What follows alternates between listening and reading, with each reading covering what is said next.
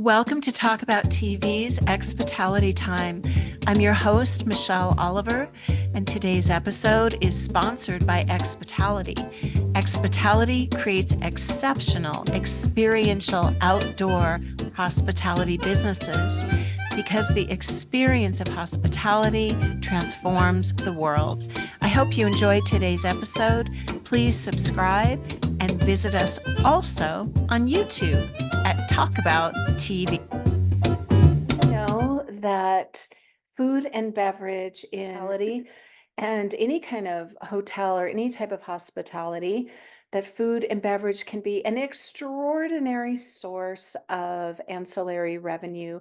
We know that it's a wonderful way to serve the guests, and what a great vehicle it can be, right? And we also know that it can be really challenging, and it really can be challenging to keep the food and beverage up and running when there's inconsistencies. When you've got a hotel or an outdoor hospitality property, whatever it is, to keep the food and beverage alive and going when you're dealing with staff and when you're dealing with a lack of staff and you're dealing with food with really small margins, and then you're trying to attract people. So I the reason I mention this is that I just want to be sensitive to the truth that it is really a challenging industry. And I really would love to hear from any of you in outdoor hospitality or in hotel, or even if you just own an independently standing restaurant or a chain of restaurants or whatever, because I honestly feel like I say the same thing repeatedly. And I guess I do it because I come on every Friday. This is Expitality Time. I'm Michelle Oliver, and I like to come on here on Fridays and just speak a little bit about what my experience was like, either personally, as a patron, as a client, as a customer, and or working on the other side of this, consulting and facilitating these businesses as they're being built. And last night, I had the opportunity to go to attend 3 different establishments as a customer. And again, I'm here saying kind of the same thing. So I'd love to hear from all of you some input on what I'm about to share. All 3 of the establishments that I went to last night were preceded by a reputation.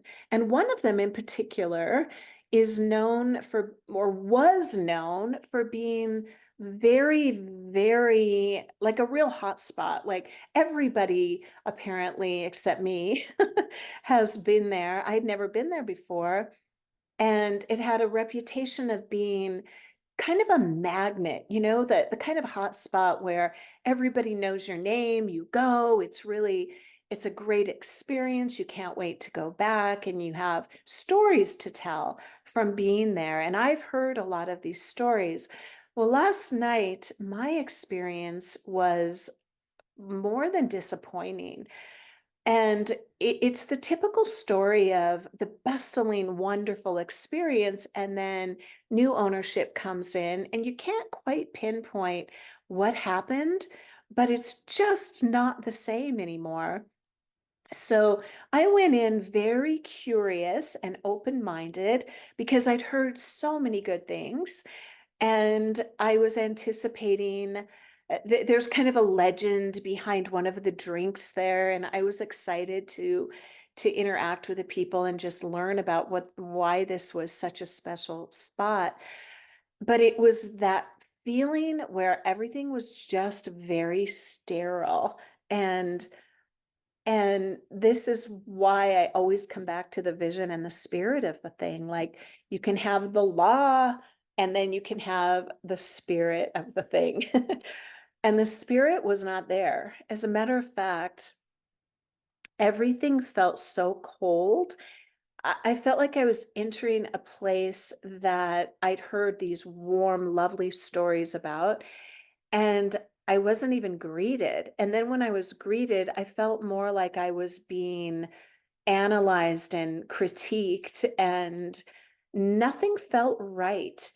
Um, the whole experience was, all I can say is sterile, and it was like no one wanted to engage.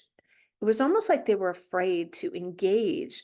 And hospitality, tell me if I'm wrong, is so much about the personal relationship and the engagement with the guest.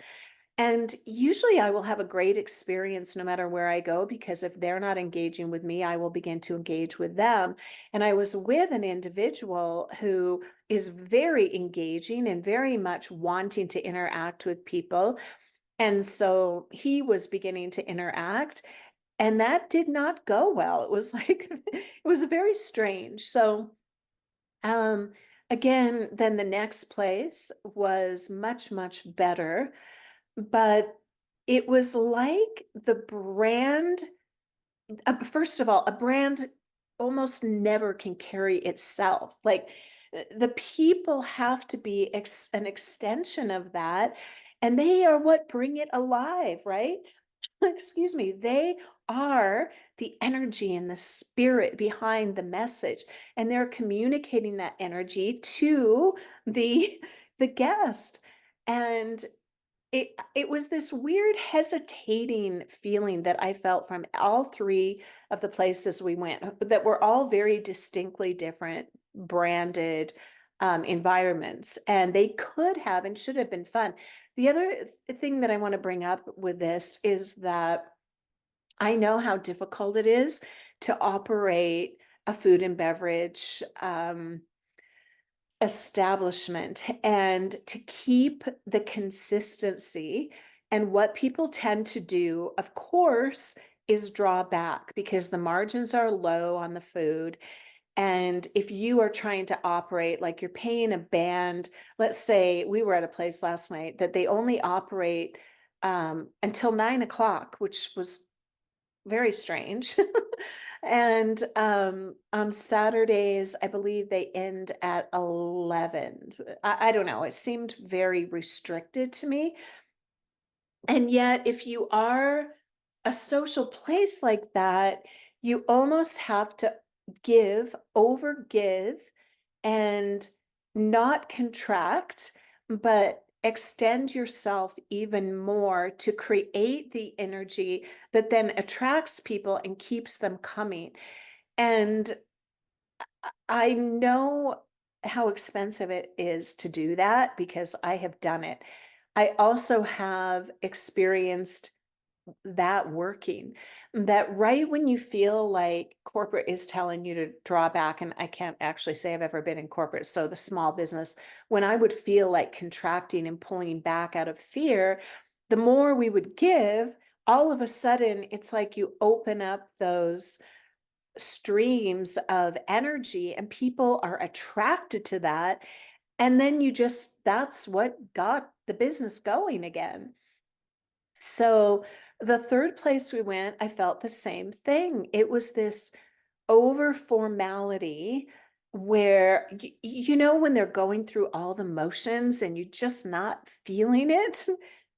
Yeah, that's what it was last night. And yet I was with a person that there's a lot of energy and fun and chemistry, and that brings me, so the person I was with is involved in a very exciting project, and he's built, really successful businesses and motivates a lot of people.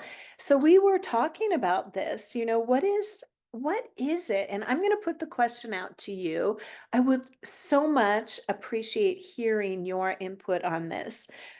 What are you doing to keep the spirit of your brand alive in the face of budgets, of staffing problems, of people who you're training up in hospitality? Because we can always spot them, right? Like the ones who just kind of have it, and then the ones that are just going through the motions. And there's just no, all I can say is like, it is the spirit of a thing that is the energy and the magnetism of it. And that intention, that desire, that willingness to engage with another human, with the spirit of someone can can really cover up a lot of other errors, a lot of other mistakes, a lot of other imperfections if you can get that right. And yet you can do all the other things right. And without that, it's just kind of falls flat. So those are my thoughts for today. Happy Friday to everyone. And it's going to snow here in Colorado. I hope. It seems like we might finally start getting that, and this is our season. So have a beautiful weekend, everyone. Go out and I don't know, spread the spirit of just connectedness and inspiration and love. I guess it kind of comes down to that, right?